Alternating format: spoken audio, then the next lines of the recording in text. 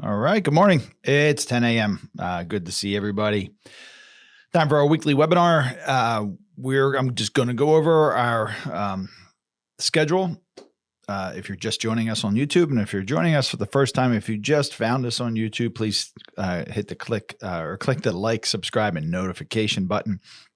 What we have is we usually go about 45 minutes to an hour, and we talk first about IRA distribution updates that we get from our Ed Slott group. As a member of the Ed Slott Master Lead Advisor group, I get notifications almost daily, but certainly several times a week with really important and what I think are interesting notifications. And as I read them to you folks and share them with you folks, I do hear that it's positive. That's one of the favorite parts of the feedback. You know, when we get feedback from folks, people say they like that the best. And they talk a lot about RMDs, and I understand that many of you may be far away from RMDs, but this is really good information to know. We're going to talk about the markets and read some analyst reports. Those analysts that are not on vacation, that is. We're going to read those for about 15 minutes or so. We go over that. And then the last 15 minutes, we go into what I call our financial 15. And that's a little tongue in cheek because it often goes more than 15 minutes. But this week, the financial 15 starts a 3-part series that is common Roth IRA questions. So I got this idea as I was talking to a client last week, and she said something about conversions. And we're going to talk about Roth conversions on 2 weeks from now on that third week. But today we're going to talk about contributions. So I thought, there seems to be a series of common questions I get about Roth IRAs. We'll do a whole other series on Roth 401ks and retirement plans. But today we're going to start focusing on common questions for Roth IRAs. So if you have questions that you want to share or you want to ask, you can type it into the YouTube chat there, and we'll all see it, and we'll be able to maybe answer your question together. We're a really nice, educated group here. I get many, many good questions from the folks who are on this webinar regularly or who watch it regularly. If they're not on it live, you can always watch the recording. And we do split up the full length webinar into the financial 15. And we're even slicing that up a little bit more because many of those financial 15s turn into financial 20s or financial 30s. And we're starting to slice them up into smaller segments so that you can just listen to them, in 5 or 10 minute segments. So I hope that's helpful. Give me some feedback and let me know. We've got some things coming up. So we have a Changing World of Retirement Planning class via webinar coming up, and that starts on September 28th. So there's 2 series of classes, Thursdays and Tuesdays. So Thursday evenings and Tuesday evenings. Thursday evening starts on September 28th and October 5th. Tuesday starts on October 3rd and October 10th. If you're listening to this and you receive emails from me on a regular basis with notifications, good morning, Doug. Good to see you. You'll receive an invitation to this class. If you're just finding this on webinar and you want an invitation to this, you can just reach out to questions@outofourwealth.com. That's the YouTube people do this kind of thing, right? questions@outofourwealth.com. And we'll make sure that you get listed for an invitation. So it's a webinar, so up to 500 people can join. That's fine. We don't have to worry about class space, things like that. And as we go, since we have the email up, if you have questions or want to book time with me, you can do so by sending us an email at questions@outofourwealth.com. All right, let's go over our Ed Slott updates. So I'm going to share my screen here with you in a moment. All right. So this is a little known change to the RMD rules that Andy is going to talk about. Andy Ives. You see, this is Andy Ives is one of the analysts with the Slott group. And so this is one of the little known changes with the Secure 2.0 that Andy brings up in this letter. So I thought it was good to share with you. Andy writes, when an IRA or retirement plan owner reaches a particular age, that account owner typically must begin taking required minimum distributions, or RMDs, out of the retirement account, traditional non-Roth retirement accounts. The RMD is calculated based on the year-end account balance divided by a life expectancy factor. Of course, there is a parade of variables to consider, and these include I'm in the bulleted area here now. Are we using the uniform lifetime table or the joint lifetime table? You can find that, by the way, on my website. I'm going to show you where you can find these documents on our website a little later on. But if you want to download the joint uniform lifetime table or joint lifetime table, you can go to attleborowealth.com and go to the slot corner. Up on the top, it says slot corner. You scroll down to the bottom of that page, and there are quite a few documents that you can download for your use. And one of them is the uniform lifetime table and the joint lifetime table. It's the same document, one side and the other. Is this an inherited account and therefore using the single life expectancy table? At what age do the lifetime RMDs begin? 70 and a half, 72, or 73? Could also be 75 in a few years, right? If this is a work plan like a 401k, do RMDs even apply if that person is still working? Is this a Roth IRA? If so, lifetime RMDs do not apply. Is this an inherited Roth IRA? If so, RMDs could potentially apply. Do I consider the Roth money in my 401k in the RMD calculation? No, starting 2024. Prior to 2024, you better. Which accounts can be aggregated for the RMD calculation and which cannot? This last one is a item that gets a lot of people jammed up with their RMDs, causes a lot of money and penalties. On and on the list goes. Is it any wonder some people freeze in the spotlight? Of course not. And in the past, if all or a portion of an RMD was not timely withdrawn, there was a significant penalty of 50%. 50% of the value of what you should have withdrawn used to be the penalty. That penalty has since been reduced to 25% by Secure 2.0 and further to 10% if the error is corrected within typically 2 years. Now, fortunately, if an RMD was missed, the IRS has been agreeable to waiving the penalty for good cause. In fact, the proposed Secure Act regulations added a couple of automatic missed RMD penalty waivers in certain situations, like for missed year of death RMD, if the RMD is taken by the beneficiary's tax filing deadline, including extensions. Additional RMD penalty waiver language contained in Section 313 of Secure 2.0 has curiously received less fanfare. This section adds a 3-year statute of limitations for missed RMDs, meaning if an RMD is missed, the 25% penalty is only applicable for the next 3 years. After that, it falls off the books. Folks, this is a big deal because that didn't exist before. And people, historically, what would happen in the past is people would be aggregating their RMDs, their traditional IRAs with their company plans, and you're not allowed to do that. Aggregating traditional IRAs with inherited IRAs, can't do that. So they'd be pulling their funds together. That's what the aggregation, of course, means, and saying, okay, I have $1 million all together. I'm going to take one RMD out of this one account to satisfy them all. And you can't do that.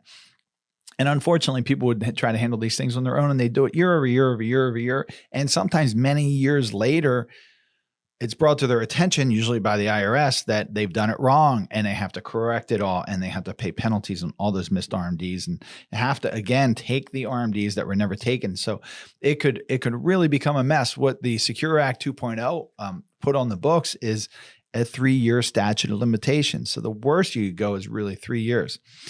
There's some things that we have to pay attention to, and there's some warnings that we have to pay attention to. So let's talk a little bit more about that. But this is a big deal. And as Andy said, it's not talked about enough. Here's an example. Robert inherited an IRA from his sister back in 2017. He was supposed to start taking annual RMDs in 2018, but he did not. In fact, Robert has never taken an RMD from the inherited IRA. Prior to Secure 2.0, Robert faced a potential penalty for every year he missed taking the RMD. However, under the new guidelines, Robert may only need to be concerned about the previous 3 years, 2020, 2021, and 2022.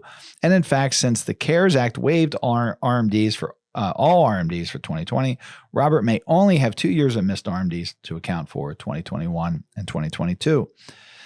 But be warned, be forewarned, he says, Secure 2.0 is not perfectly clear. The legislation is not precise. The example above is an interpretation of the law. Others argue that the 3-year statute of limitation begins with the enactment date of Secure 2.0, which was the end of 2022. This more conservative analysis believes the missed RMD penalty still applies in years prior to Secure 2.0, meaning Robert in the example above must still account for 2018 and 2019. Nevertheless, be aware that the 3-year statute of limitations for missed RMDs does in fact exist. How the legislation is to be applied awaits IRS guidance. And that's how it works, folks. So the lawmakers make the laws, then the IRS comes out and gives us guidance.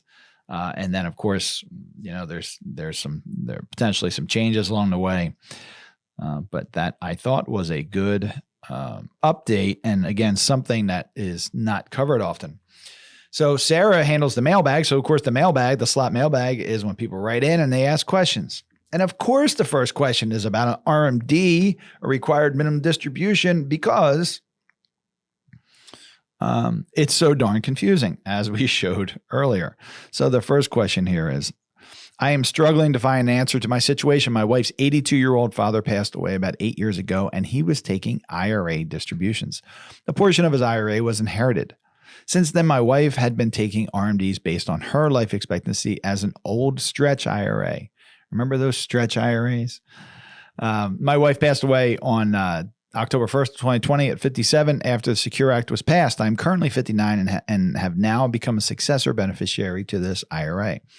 But I have not found clear guidance on whether I need to take RMDs in years 1 through 9, which I haven't so far, or simply need to drain the account within 10 years. So most consumers, they go to Google, the internet, for these for this guidance, air quote guidance. If you're just listening, I'm air quoting guidance. This is another reason why you have to find a qualified expert to help you in this with these decisions. I had a meeting with a new client last week. We were talking about an investment option that they had researched. It seemed endlessly on the internet. And there was a lot of misinformation and kind of cross information. What do I mean by cross information? Well, they talked about, if this is done this way, those withdrawals will be taxable, even if they come out of a Roth IRA. And it simply wasn't true. So what I mean about the information is crossed is they're getting bits of information here and they're getting bits of information here. And without the specialization of experience to be able to distill it correctly, it can really be a mess. And you're talking about tax issues, and it can often these messes find you in they can't be cleaned up without significant expense. So you've got to work with the right type of experts. The answer here to this question about this successor inherited IRA is the rules for successor beneficiaries can be a little tricky. As a successor beneficiary, you are subject to the 10-year rule. The 10-year period began in the year of the original beneficiary's, that is your wife's, death. In your case, that would mean that the inherited IRA would need to be emptied by 2030. As far as annual RMDs in years 1 through 9 go, there is a lot of confusion in this area. IRS proposed regulations do require successor beneficiaries to continue taking RMDs if the original beneficiary was already taking them, as your wife was. However, recent IRS guidance has excused these RMDs for 2021, 2022, and 2023. So this year, you do not need to take anything. The rules in future years remain unsettled. Hopefully, I'm sorry, I should have included that in that page. Hopefully, the IRS will clear these issues up soon. Next question. I have a thrift savings plan. So thrift savings plan is a retirement 401k-like plan that's issued by the federal government. So a thrift savings plan that I would like to transfer to a traditional IRA at a brokerage. So a brokerage is, of course, is like a Fidelity, a Charles Schwab, a Vanguard, something like that. I also have a separate Roth IRA with a broker that I would like to merge with a larger Roth. Can I roll over both in the same year? The answer, it is important to understand the distinction between an IRA rollover and an IRA transfer. With the rollover, the funds are distributed to you, and then within 60 days, you deposit those funds back into an IRA. With a transfer, the funds move directly from one IRA custodian to another custodian. Transfers are the best way to move funds between IRAs because you avoid issues with both the 60-day rule and the once per year rollover rule. The once per year rollover rule prevents you from doing a 60-day rollover of a distribution that occurs within 12 months of a prior distribution that was rolled over. This rule only applies to IRAs. It does not apply to plans like a 401k plan or a thrift savings plan. That's what she's talking about when Sarah talks about plans. Therefore, your rollover from the thrift savings plan would not prevent you from doing a 60-day rollover with your Roth IRA. Transfers between IRAs are not subject to the once per year rule. You can do as many transfers as you want during a 12-month period. Folks, this is another area of a lot of miscommunication, a lot of misinformation out there. There was questions by this same person I was talking about before who was rolling over funds from a 401k, and she was very concerned about the 60-day period. There is no 60-day period for plan rollovers, as Sarah had said. And think of it as a transfer. It's coming from Vanguard, for example, just for example, to our custodian currently, which is Charles Schwab. And it's made out to the IRA for the benefit of the client. So it's made out directly to the IRA. That's the best way to handle these. Have these transfers go directly from one custodian to another custodian. The 60-day rollover is completely different. That's when you ask the IRA custodian to issue a check to you, made out to you, with the idea where you say, okay, I can put this in a bank account or a brokerage account, and then I can, a non-IRA, and then I can figure out what to do with it. Or you can just hold on to the check, but you have to do that within 60 days. And you can only do that one time in a 12-month period. That's when people get stuck and they trigger things that are incorrect and they cause significant taxable events. So be careful. And again, work with that qualified expert. Okay. I hope that's helpful. Let's talk about the markets. A really interesting week last week in the markets. We had some reports, of course. So retail sales, they rose 0.7% month over month.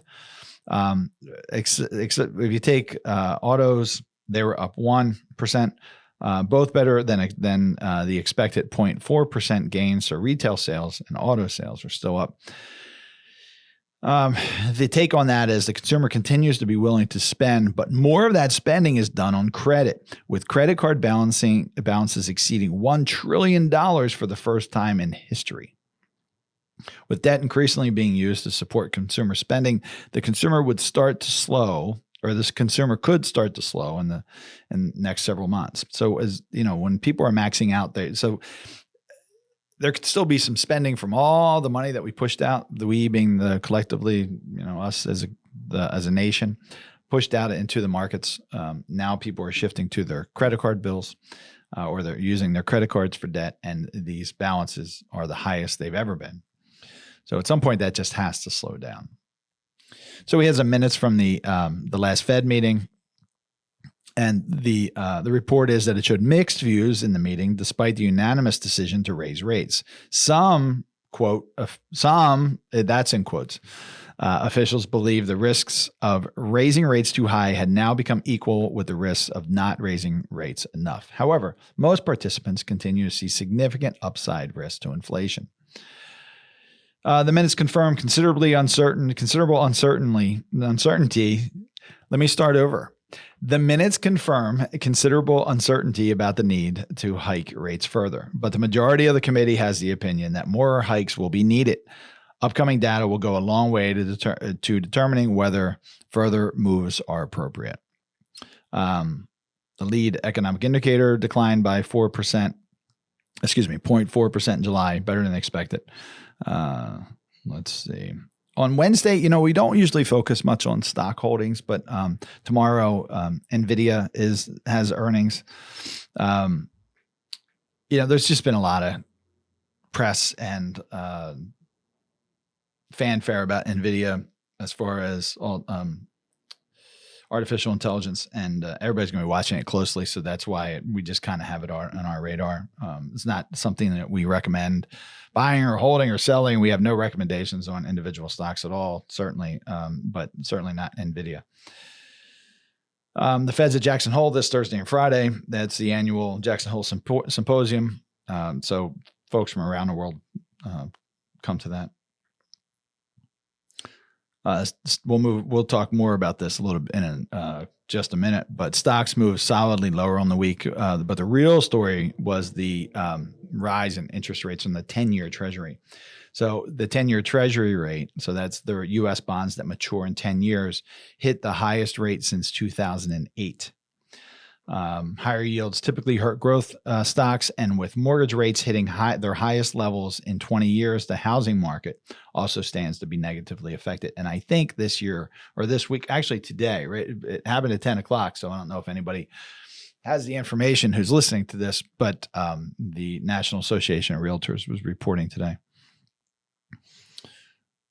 So that's significant. Interest rates rising. That 10-year note rising. So if we're looking at the returns last week, so ending August 18th, the Dow Jones was down 2%. The S&P was down over 2%. So just slightly over. The Dow Jones was down 2.10%. The S&P was down 2.05%. The NASDAQ was down 2.55%. Across the board, all markets, U.S. and world markets, were down. The bond market was also down. So that pesky U.S. aggregate bond fund that drove everybody crazy last year, 2022, when everybody was, remembering that bonds offset the risks of stock. Well, both your bond portfolio and your stock portfolio was down. Well, they moved down too, not as much as the stock market, but still down 0.5%. And the year-to-date return for the U.S. aggregate bond market is 0.13%. Shorter-term bonds were up last week, 0.01%, and still up 1.63% for the year. We're going to talk a little bit more about that later. But year to date on the markets, the overall stock markets, the Dow Jones is still up 5.52% for the year. The S&P 500 is still up 15% for the year.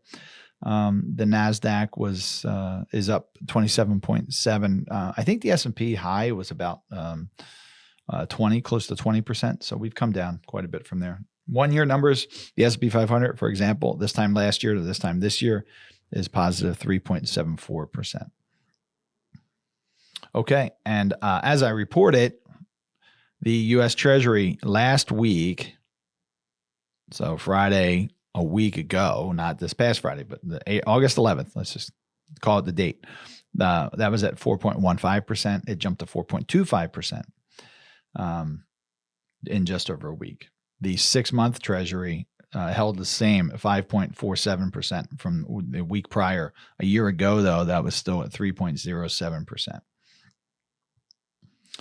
A lot of people off this week. BlackRock did not have a research report, and I went through my mailbox yesterday, and I was looking for the BlackRock report.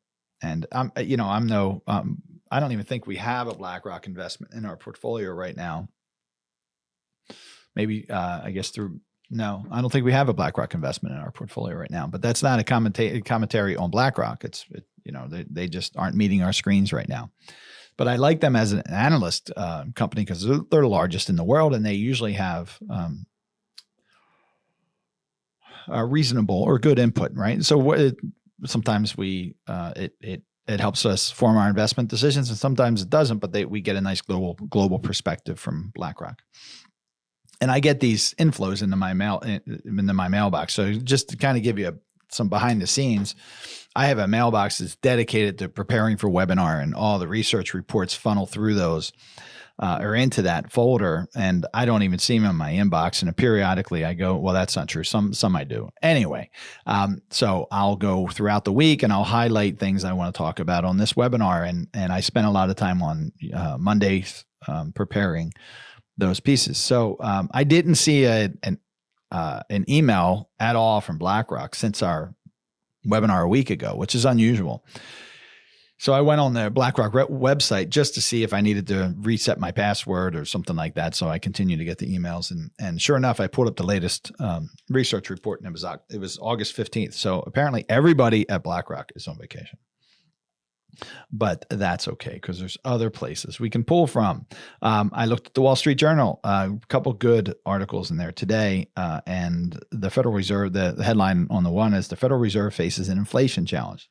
This piggybacks on what we were talking about just a moment ago. I'm going to read this to you, but it's just a blip. But it says, amid the most aggressive series of interest rate increases in 4 decades, so 40 years, inflation has fallen to 3.2% from 9.1%.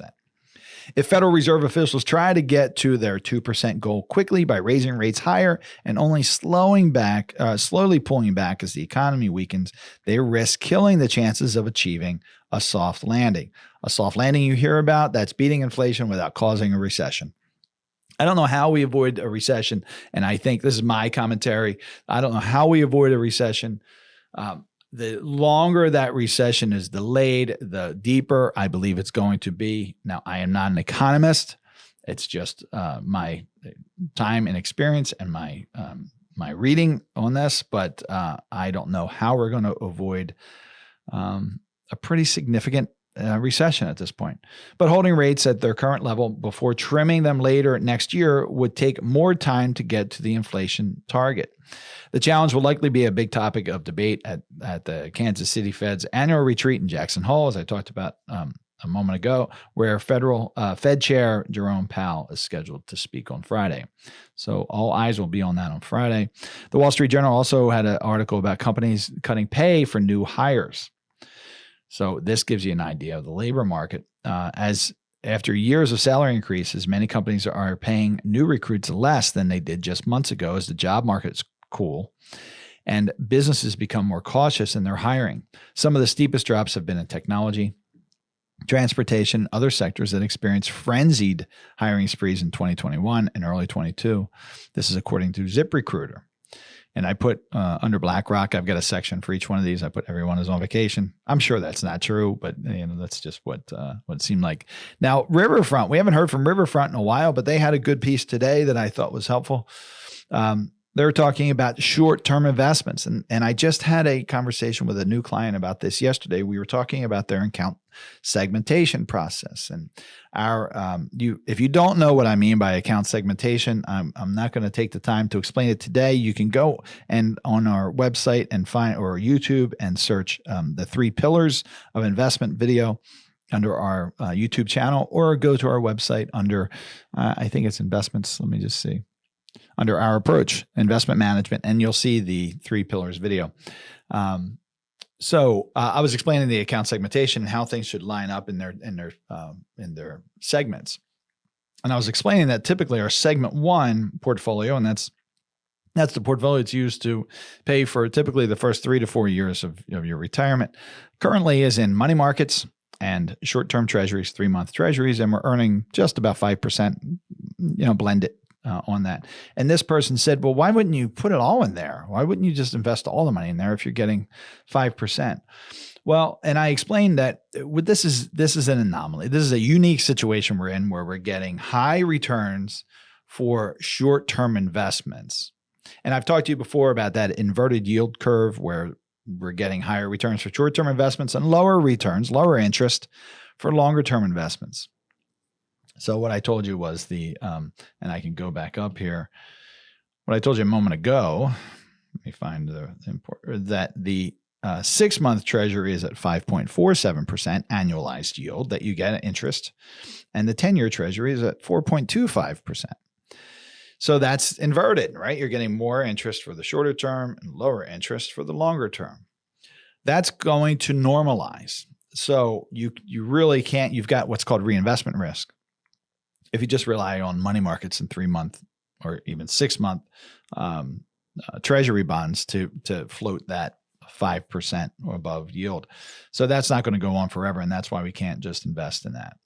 But Riverfront talks a little bit about that. Money markets have seen record inflows. Of course, we're getting high returns, high interest on those money markets. However, short-term investments carry reinvestment risks, they say.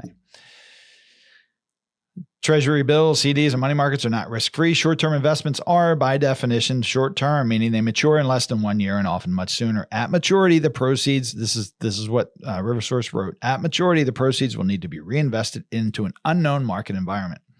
Now, I just shared with you that our segment 1 portfolio we're getting about 5% on that. Our target for that portfolio is 2%. So That's okay. It's frothy. We're getting more than we need in that portfolio. That allows us to spin off money that we can use later in life. And that's okay. We're just taking advantage of it right now.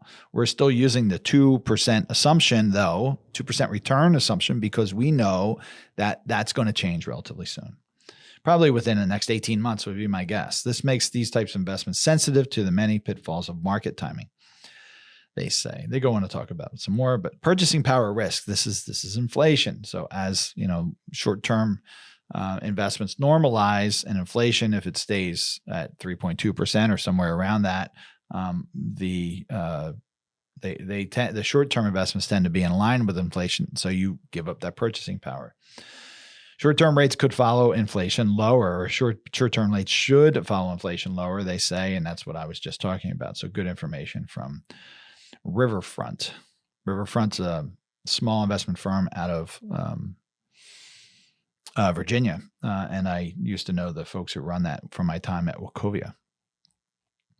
All right, let's talk about our Financial 15. So I'm going to switch to, all right, it is time for our Financial 15, and we're going to plug me in the bottom there.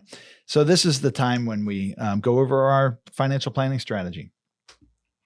Today starts a beginning of a three-part topic, and it is common Roth IRA questions. And you'll see I've got them listed out here, but we're going to go over them one by one. And this first part is contributions. So I'm going to put this down so I can draw on this as we're talking. So this part is contributions. Next week will be conversions.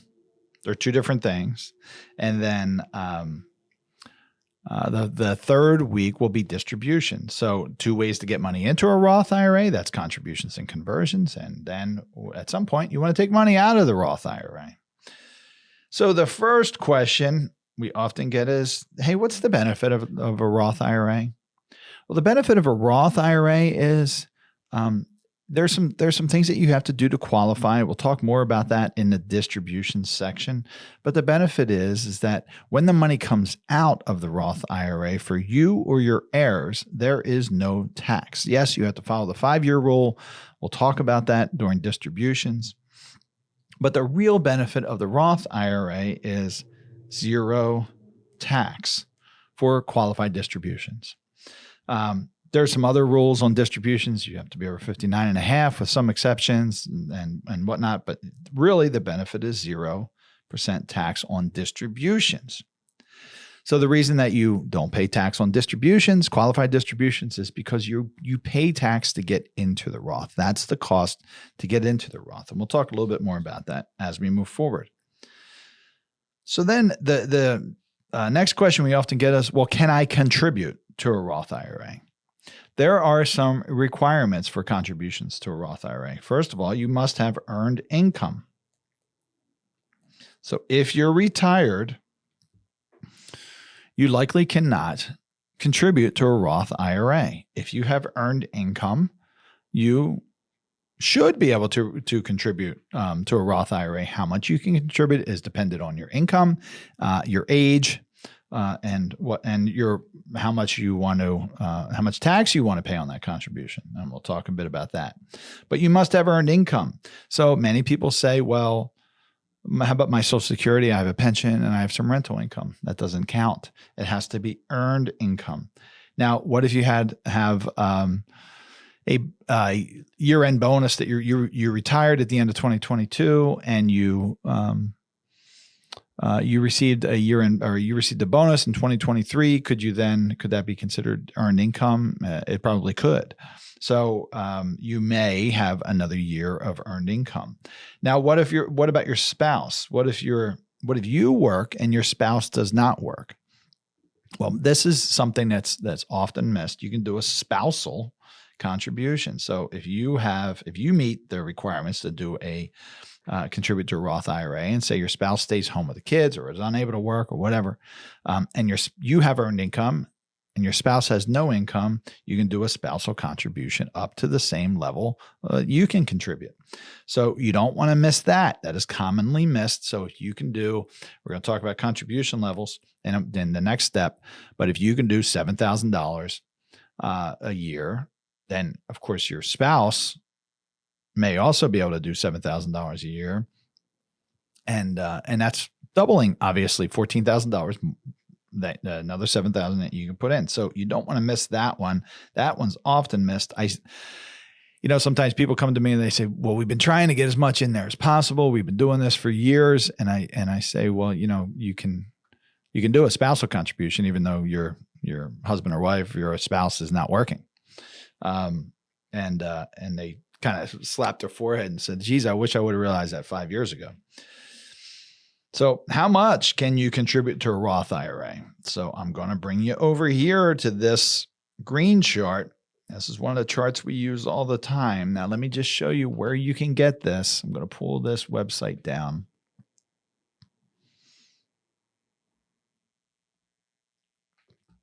So this is Attleboro Wealth Management website, obviously. And you want to go over here to Education and Resources. And here's the slot corner. These charts all come from Ed's group. I want to give him credit for that. You want to scroll down here to the bottom. You can download this. See, that's the green chart we're looking at right now. That's the tax planning chart. Here's that the uniform lifetime table that we talked about during the webinar, the main webinar. Oh, and if you're just joining us in this Financial 15 section, I forgot to say, please hit the like, subscribe, and notification button. But if you want to go back and look at the entire webinar from the beginning, we talked about market updates and some IRA distribution updates from the Ed Slott group. But you can download all of these that we refer to for your use. All you got to do is put in your email address and you'll be all set. All right, let me find my cursor and I'll put this back. All righty. Okay, so this is the retirement plan contribution limits. So now let's look at IRA and Roth IRA contribution limits. So you'll see that these are the same.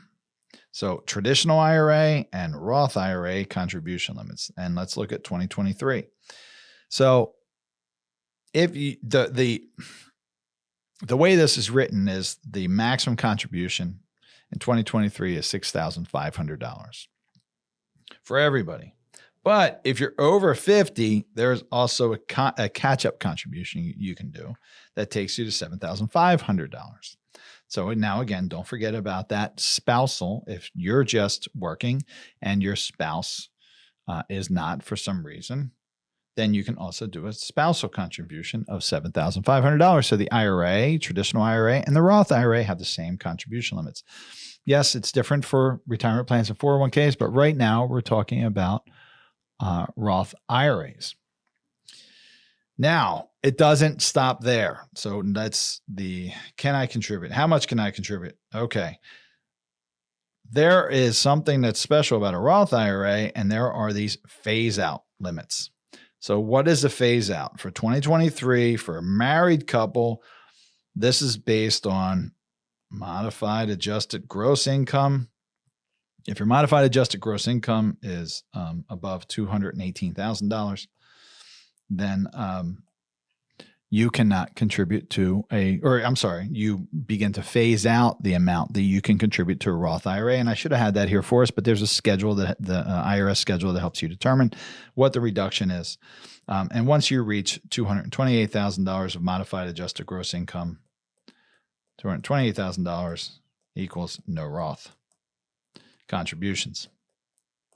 So if you make too much money, you can't contribute to a Roth IRA. For a single or filers or head of household, that reduces down to $138,000. That's when the phase out begins. So less and less. So if you can contribute $7,500, maybe you can only contribute $7,000. If you fall in between here, or $6,000 or $5,000, until it gets to $0. And once you cross over $153,000 as a single filer or head of household, or $228,000 as a married couple, you can no longer contribute to a Roth IRA. I have a whole video on backdoor Roth contributions. So we'll put that link to that video in this. We'll just wave my hand so my son pays attention to it, but we will link the video to that, but you can do you may be able to do what's called a backdoor Roth contribution. That would allow you to make a non-deductible traditional IRA contribution, immediately convert that to a Roth IRA. So that's kind of a way to circumvent these phase out rules. There are things you have to be careful about, though. There are these pro rata rules, and it can cause a large amount, if not all of your, it could be up to much larger amount of your contribution to be taxable. So it can get messy. So be aware of that. But there is something called a backdoor Roth contribution, and we'll link the video in this YouTube video segment. So that is how much can I contribute to the Roth? So then when can I contribute to my Roth IRA? And this is a big difference between a contribution and a conversion. So you can contribute up to your tax filing deadline. So if the tax filing deadline for 2024, we're in 2023, if the tax filing deadline for 2023 is April 15th, 2024, and I'm going to put an asterisk here because I don't know what it is. I'd have to look. If it falls on a holiday or weekend, it pushes to the next week, next business day. But let's say for all intents and purposes, it's 4/15/2024. Then you have up until that tax filing deadline to make a Roth contribution for 2023. So that's good. It gives you some room to see, okay, what exactly was my adjusted gross income, my modified adjusted gross income, and what are my phase out levels? Do I fall on that phase out level, or do I, can I make a contribution, or can I make a contribution? Because if you over contribute to a Roth and you're not supposed to, there is a whole process. There are penalties for that. Of course, you have to take out earnings. You have to take out the original contribution. It can be costly. So you have you can of course you can make a contribution for 2023. Of course you can. You can make a contribution for 2023 all the way up to April 15th, or the tax filing deadline for 2023, which would be in April of 2024. So that's an easy one. Now, what can I invest in my Roth IRA? These two are connected. So let's take those together. What can I invest in with a Roth IRA, and what type of return can I expect from my investment in my Roth IRA? So this is often confusing to folks. They think, okay, Roth IRA is a different investment than my traditional IRA. It's not. It's just different packaging. It is different tax treatment. That's all it is. If you have an investment you like or that's appropriate for you in your traditional IRA, you can invest in it in your Roth IRA. So if you own ABC fund or ABC stock in your traditional IRA and you want to transfer that to your Roth IRA, you can do that. You can do it as a contribution. You don't have to liquidate and then do it again. You can, if there's a great fund that you enjoy, that you can have, that it works for you, that you can own in your IRA, your traditional IRA, you can own it in your Roth IRA. There are, of course, some limitations. The limitations are really difficult to trigger. You can't own an antique chair in your IRA. You can't, there's certain things you just can't own in your IRA, but there's a whole universe available to you. So then what type of return can I expect from my investment in my Roth IRA? People ask this. They say, well, heck, I earned 10% last year in my traditional IRA. What kind of return am I going to get in my Roth IRA? Well, if you can invest in the same things in your Roth IRA as you can invest as you can in your traditional IRA, you should theoretically or actually get the same type of return, right? You may want to change your investment structure in your Roth IRA, and that's a discussion you should have with your financial planner, your investment manager, or go through the process yourself. But what type of return can I expect from my investment in the Roth IRA? The same type of return that you would in your traditional IRA. Very simple. Will I pay tax on my Roth contribution? Yes. Yes, you're going to pay tax on your Roth contribution. So if you contribute $7,500, if you're over 50 and you contribute $7,500 into a traditional IRA, if you're able to make a deductible contribution into a traditional IRA, then you get a tax deduction on that $7,500 for that contribution into a traditional IRA. So it lowers your tax rate. If you, or lowers your, not your tax rate, excuse me, but your potential tax bill, or lowers your income. It's a tax deduction. So it would lower your income. If you made, let's make it easy, $97,500, and you made a deductible contribution to your IRA. Well, now your income starts at $90,000 for your tax calculation. Well, that is with a traditional IRA. Well, with a Roth IRA, let's just map it out for you here. Well, okay, so I might have had that in my face there. So let's do it over again. So the traditional IRA, if you make $97,500 and you contribute, you can make a deductible contribution into your traditional IRA. Well, then that reduces your income to $90,000. Really simple. That's with a traditional IRA. With a Roth IRA, let's use that same $97,000. Again, you're over 50, so you can do years old. So you can do $7,500. Let's say this is all your income, so you can make a contribution to a Roth. Now you make a contribution to a Roth. This is a Roth IRA, and this is your contribution.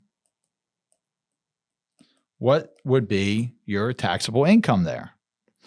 Well, your taxable income, folks, would still be $97,500 that you're going to have to pay tax on, because this does not get subtracted from your income. So even though this contribution goes into a Roth IRA, you still have to pay tax.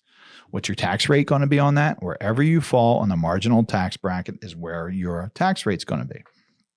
Anywhere from 10 to 37%, depending on where you fall in. So that is, will you pay tax on the contribution? And I just answered this second one. How much tax will you pay? It depends. And you can, of course, find that orange tax planning chart that that I showed you on the website if you want to figure out what your tax rate might be there. All right, we're going to talk about this during withdrawals, but I'll just touch on it here now. When can I withdraw my money from a Roth IRA? Typically, after 59 and a half years old. I always joke that we should start celebrating half birthdays again as you get closer to retirement. 59 and a half is a big one.